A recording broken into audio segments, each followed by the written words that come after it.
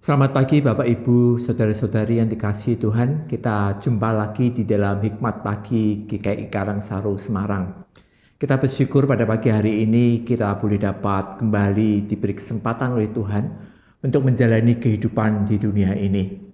Namun satu hal yang perlu kita menyadari adalah ketika kita menjalaninya, kita banyak kelemahan dan kekurangan. Kita butuh firman Tuhan, kita butuh tuntunan Tuhan, supaya kita melangkah menapaki kehidupan ini boleh sejalan dan seturut kehendak Tuhan. Oleh karena itu pada pagi hari ini kita akan merenungkan kembali akan kebenaran firman Tuhan, dan biarlah apa yang kita renungkan pada pagi hari ini boleh dapat menjadi pegangan dalam hidup kita, sehingga kita boleh dapat dibekali oleh Tuhan untuk menapaki kehidupan hari demi hari. Mari, sebelumnya kita akan berdoa terlebih dahulu, nanti firman Tuhan akan disampaikan oleh Bapak Pendeta Utomo. Mari kita berdoa. Bapak Surgawi, kami bersyukur kepadamu atas kesempatan yang Bapak berikan bagi kami, untuk kami boleh dapat menapaki kehidupan pada hari ini ya Bapak. Bapak, kami sadar kami penuh kelemahan dan kekurangan. Dalam kehidupan kami jauh daripada sempurna.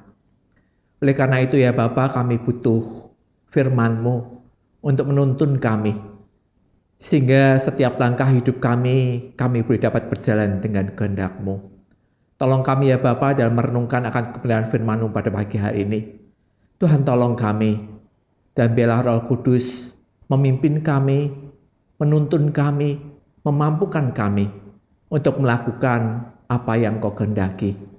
Sehingga Engkau boleh dapat mendapatkan kami sebagai anak-anak Tuhan yang hidup sesuai dengan kehendak-Mu, hidup sesuai dengan ketetapan-Mu. Tolong kami ya Bapa, pimpin sertai kami.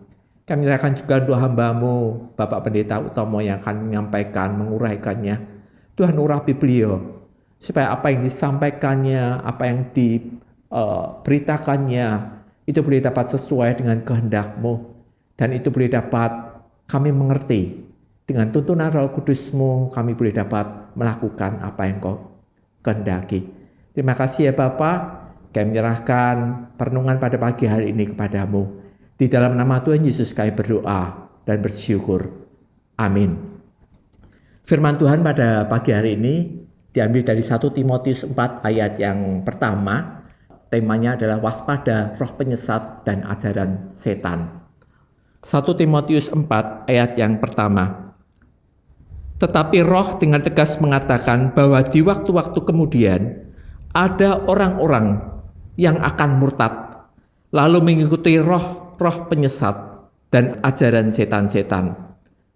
Demikianlah firman Tuhan. Syukur kepada Allah. Selamat pagi saudara-saudara yang dikasihi Tuhan. Kita sudah melewati bulan yang baru, bulan Mei.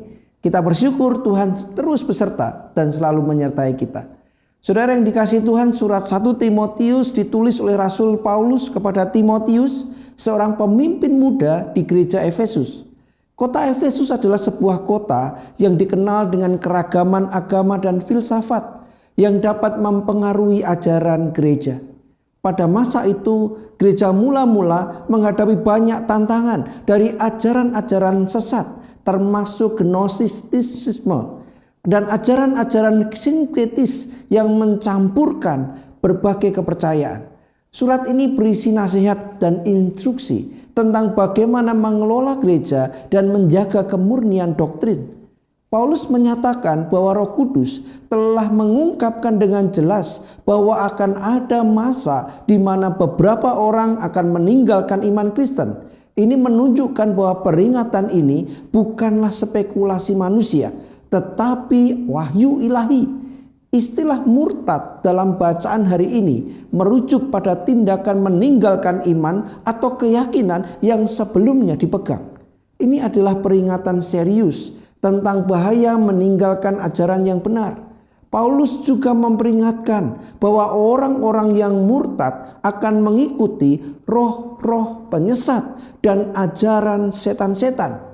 Ini menunjukkan bahwa ada pengaruh spiritual jahat yang aktif berusaha menyesatkan orang dari kebenaran. Saudara yang diberkati Tuhan, bacaan kita hari ini mengingatkan orang percaya untuk waspada terhadap ajaran palsu dan untuk tetap teguh dalam iman. Ini juga menekankan pentingnya memiliki dasar yang kuat dalam doktrin Kristen untuk mengenali dan menolak ajaran yang menyesatkan. Orang percaya diingatkan untuk selalu waspada terhadap ajaran yang tidak sesuai dengan Injil Kristus. Hal ini menuntut pemahaman yang mendalam tentang doktrin Kristen dan kemampuan untuk membedakan kebenaran dari kesalahan.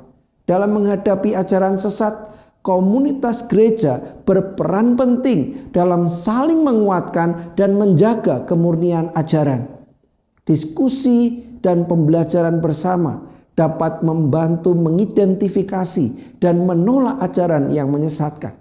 Saudara, hari ini firman Tuhan kembali mengingatkan kita untuk waspada terhadap ajaran palsu, untuk tetap teguh dalam iman. Ini juga menekankan pentingnya memiliki dasar yang kuat dalam doktrin Kristen untuk mengenali dan menolak ajaran yang menyesatkan. Waspadalah terhadap roh penyesat dan ajaran setan di sekitar kita. Amin. Mari kita berdoa. Bapak, terima kasih untuk pagi hari ini dan hari yang baru ini ketika kami diingatkan betapa seriusnya penyesatan yang terjadi. Oleh karena itu mampukan kami untuk sungguh-sungguh tenggelam di dalam ajaran yang benar, supaya kami sungguh-sungguh mengerti apa yang menjadi isi hati Tuhan. Mampukan kami untuk mengenali kebenaran, mampukan kami untuk setia di dalam pengajaran. Berkati kami supaya kami tekun berdoa dan membaca firman. Kami serahkan hari ini Tuhan, di dalam nama Yesus kami berdoa. Amin. Saudara yang dikasihi Tuhan, kiranya firman hari ini menguatkan, meneguhkan kita bahwa memang kita mesti setia, tekun untuk belajar kebenaran firman. Iman sejati bertumbuh berdasarkan ajaran yang benar. Hasrat dan kehausan mengejar kebenaran akan menangkis segala bahaya penyesatan. Selamat berkarya, selamat menikmati kasih Tuhan. Tuhan selalu beserta kita.